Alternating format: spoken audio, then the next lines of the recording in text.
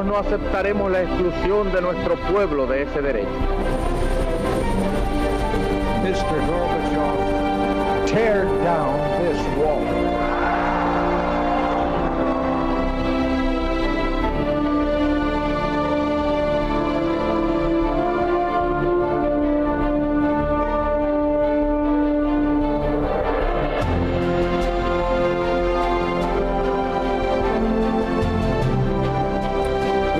Señoras, caballeros, bienvenidos a Tiempos Modernos. Este año 2017 conmemoramos el 5º centenario de la muerte del cardenal Cisneros, que para mucha gente puede sonar como algo de la conferencia episcopal, pero no, fue un personaje absolutamente decisivo en la historia de España, entre otras cosas porque gracias a él pudo existir algo que ya era efectivamente una España unida.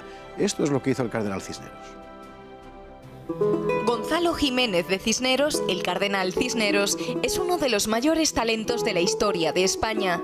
Fervoroso hombre de Dios y político de enorme talla.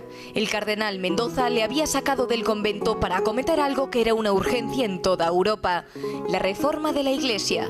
Cisneros, designado confesor de la reina Isabel la Católica, fue nombrado responsable de los franciscanos, sometió la orden a una reforma en profundidad y acto seguido la extendió a otras órdenes. Ahí Cisneros se manifestó como un organizador excepcional. La tarea reformadora engrandeció su fama. En 1495, cuando muera el viejo Mendoza y la reina Isabel haya de pensar en un nuevo arzobispo para Toledo, primado de España, no dudará. Cisneros era el hombre. En calidad de tal, se le encomendará una tarea de enorme alcance: evangelizar las tierras recién conquistadas del Reino de Granada. Lo hará con una vehemencia que más tarde le será reprochada por los historiadores, pero conviene situarse en la época. Por otro lado, consiguió su propósito. Muchos miles de mudéjares abrazaron la cruz y, entre muchas otras cosas, en 1501 ponía la primera piedra de la Universidad Complutense. Pero a Cisneros aún le quedaba por vivir una tercera vida, la del estadista. En 1506 muere Felipe el Hermoso, el esposo de Juana la Loca, hija de los reyes católicos. Juana quiere reinar en solitario en Castilla. La unión de coronas, Castilla y Aragón, corre serio peligro. En esas circunstancias, los grandes nombres del reino forman un consejo de regencia y eligen presidente a Cisneros. Apenas tomó posesión, maniobró aquí y allá para conjurar las ambiciones de Juana. Se dirigió al padre de la muchacha, Fernando el Católico, y le propuso la regencia de Castilla. ¿Para qué? Para ganar tiempo y esperar a la mayoría de edad del hijo de Juana y Felipe, el infante Carlos, que mientras tanto crecía en Flandes. Fernando el Católico, agradecido, dio a Cisneros la dignidad de cardenal. Cuando Fernando muera, en 1516, Cisneros se ocupará de asegurar la regencia de Castilla hasta la llegada de Carlos. Las coronas unidas de Castilla y Aragón terminarán en las sienes del joven Carlos, que sería el emperador Carlos I de España y V de Alemania. Cisneros murió precisamente el 8 de noviembre de 1517 en Roa, Burgos, con 81 años, cuando se dirigía a recibir al nuevo rey Carlos I, recién llegado a España. María Saavedra, muy buenas noches. ¿Qué tal? Buenas noches. Un personaje absolutamente fundamental en la historia de España, el cardenal Cisneros. Sí, es uno de esos personajes de primera y yo creo que ha sido más reconocido incluso fuera de nuestras fronteras que dentro. Los historiadores franceses le comparan con Richelieu y sale ganando Cisneros como hombre de Estado. O sea, luego tiene otras facetas. Y como cardenal también, hay que decir. Por supuesto, pero incluso si prescindimos de eso, en el vídeo que hemos visto, en ese pequeño reportaje sobre Cisneros, habla de esas distintas facetas de su vida como hombre de Estado, como religioso, que además como religioso fue confesor de la reina, arzobispo primado de Toledo y el gran reformador. Como mecenas, porque fue un gran impulsor del arte y la cultura, y ahí no tiene paralelo con otro hombre, desde luego de su época, con nadie, es el gran estadista de la época, del salto de la Edad Media a la Edad Moderna. Yo creo que es un hombre excepcional en un tiempo excepcional, porque tenía unos reyes muy fuera de serie, como eran Isabel y Fernando, y él supo tomar de alguna manera el testigo en tiempos muy complicados de lo que quisieron hacer los reyes católicos en España. Es muy impresionante cuando ves además lo que tenía alrededor. Es que es como estar bañándose en una piscina de cocodrilos que están haciendo así con la boca. Era una cosa tremenda. Los nobles de la época, tanto en Castilla como en Aragón, que se lo preguntaran a los reyes. En fin, vaya gente. Y él sobrevive, pero también es verdad que sobrevive porque viene, por así decir, rodeado por una legitimidad de gran hombre desde el principio, desde el tiempo de la Reforma, precisamente. ¿En España no hubo reforma protestante, entre otras cosas, por la reforma de Cisneros? Sí, sin duda. La reforma de Cisneros, que es verdad que fue el brazo largo de Isabel. O sea, nosotros tenemos mucho que agradecer a Cisneros, o España, la historia de España tiene mucho que agradecer a Cisneros, pero sin Isabel y Fernando, si no lo hubieran empujado ellos, y detrás estaba al final el cardenal Mendoza, no hubiera hecho las cosas que hizo, ¿no? Cisneros, además, es muy curioso porque ha aparecido cuando salta a la vida pública, que realmente es cuando le nombran confesor de la reina, es en, si no me equivoco, en 1492, ¿no? El mismo año de la conquista de Granada. Y tenía ya 60 años casi. O sea, era, para la época era un anciano. Y ahí empieza todo su hacer político, religioso y cultural. Y en este sentido es muy interesante porque esa larga trayectoria vital que había tenido antes, por una parte, ha tenido una profunda conversión interior, una transformación personal que pondrá después, luego si quieres hablamos de esto, pondrá en marcha con la Reforma Católica, pero también ha visto lo que son las luchas intestinas en Castilla y el daño que han hecho en el reinado de Juan II y en el reinado de Enrique IV. Entonces, sabe muy bien a dónde puede conducir el entregarse en manos de los nobles, de las distintas facciones nobiliarias, y eso es lo que evita a toda costa, siguiendo las pautas que había marcado Isabel y Fernando. Es muy importante eso que dices, porque efectivamente la construcción del Estado, del embrión de Estado que era la España de aquel momento, era una afirmación del poder público de la corona frente al poder privado de los nobles, y aquí la Iglesia actúa a favor del poder público, no como un poder privado más, como sí actúa en cierto momento, pues sobre todo los eclesiásticos, sino como uno de los principales baluartes del poder público, y además es un compromiso permanente que mantienen todos los grandes cardenales. Sí, en el caso de Cisneros yo creo que es quizá el primero, que tiene muy claro que su cargo público, que le cuesta asumirlo porque él había renunciado a todo en el momento en que se hace franciscano, pero bueno, le llama a la reina y por obediencia va, ¿no? Pero tiene de alguna manera claro que el hombre de Estado es, por encima de todo, servir al reino. Tiene que servir al rey, pero si en algún momento hubiera duda entre el rey y el reino, escogería el reino. Y eso es un salto adelante enorme con respecto a lo que se venía gestando, ¿no? en la política del siglo XV y XVI. ¿Por qué es la persona que está, cómo decir, en el quien todos ponen los ojos cuando muere Isabel de Castilla primero, cuando muere Felipe el Hermoso después? Porque es la continuidad.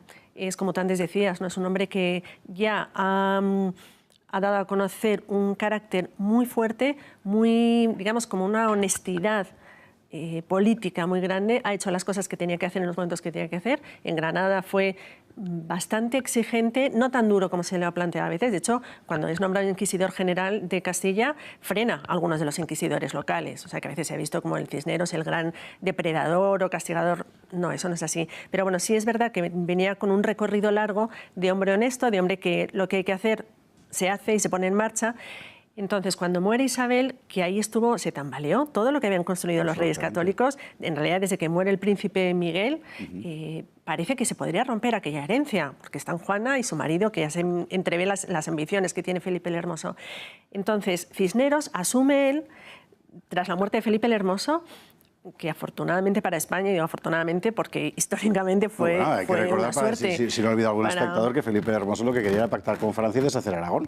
Exactamente. Que era así de simple, vamos. Y se hubiera ido al traste todo lo que habían hecho los reyes católicos. Entonces, en ese momento, Cisneros se sabe que no se casa con nadie, no va a apoyar ninguna de las distintas banderías nobiliarias que hay. Entonces, es el hombre de Estado capaz de poner la corona de nuevo en manos de Fernando, que es lo que hace, incluso contra la voluntad de Juana, pero en ese caso prima la razón de Estado sobre la razón de la reina legítima, que era Juana. Contra la voluntad de Estado y contra la voluntad de los poderosísimos nobles castellanos. ¿Es esa la situación en la que dice aquello de estos son mis poderes? Esa escena famosa en la que van a ver los nobles al palacio y empiezan... Pues, usted imagínese un gran señor... Usted imagínese un banquero de hoy en día. Bueno, pues eso es un gran señor del siglo... de principios del XVI, es decir, tú quien te has creído que eres cardenal, para tal, con qué poderes, con qué no sé qué, y él señala las tropas que tiene acampadas fuera del palacio y dice, estos son mis poderes. Claro, o sea, cuando necesita mano dura, utiliza la mano dura exactamente igual que hicieron los reyes, ¿no? Y luego a mí me parece que es muy interesante su faceta como reformador. Como tú señalabas antes, la Iglesia en general, la Iglesia católica, está necesitada de una profunda reconversión. Es necesario incrementar la formación intelectual de los clérigos, es necesario dar un salto de calidad en la disciplina también de los clérigos, luego ya vendrá la de los laicos, pero primero son los religiosos y los clérigos. Y Cisneros adelanta con mucho acierto, y en esto tiene un apoyo muy interesante, que es el del Papa Alejandro VI. Alejandro VI, que a veces lo hemos criticado mucho. Alejandro VI... El Golfo, para entenderlos, es el Borgia. Bueno, pero es muy matizable ese personaje. Sí, ya lo creo. Y de hecho es el que apoya a Cisneros para poner en marcha la reforma en España. Incluso hay quien dice que Fernando el Católico quería a Cisneros como papa, porque esa reforma lo hubiera enderezado desde la cabeza. Eso es verdad. Y entonces hay alguno que se plantea la posibilidad de... No fue, y no sabemos qué hubiera sido, ¿no? Lo habría matado, pero allí con toda seguridad. Pero es verdad que esa reforma que en España se adelanta, en tiempos incluso antes, con Juan II empieza, pero con Isabel es cuando se pone en marcha la gran reforma de las órdenes religiosas y después del clero secular, eso es lo que evita una supuesta reforma como la que puso en marcha Lutero después, que no es una reforma, es un cisma. Al final se convirtió efectivamente en un cisma porque la intención sería buena, pero se apoderó de ella, evidentemente, otro tipo de voluntades. Y luego está, que también es una dimensión de hombre de Estado, la conciencia de que el conocimiento forma parte ineludible de cualquier Estado digno. Y la creación de la Complutense en realidad es eso, la transformación del viejo estudio general en una universidad. Sí, incluso con la idea de crear una ciudad de la ciencia, es lo que pretende hacer Cisneros de Alcalá, crear una ciudad del conocimiento. Y en eso también es muy adelantado porque, fruto también de la puesta en marcha de la universidad, curioso porque él cuando está en Granada lucha contra el Islam, quiere frenar el Islam, porque además había muchos cristianos que se habían convertido al Islam y un bautizado, en esa época se entiende que el bautizado que está bautizado no es para siempre, entonces no se puede dejar que sigan practicando el Islam.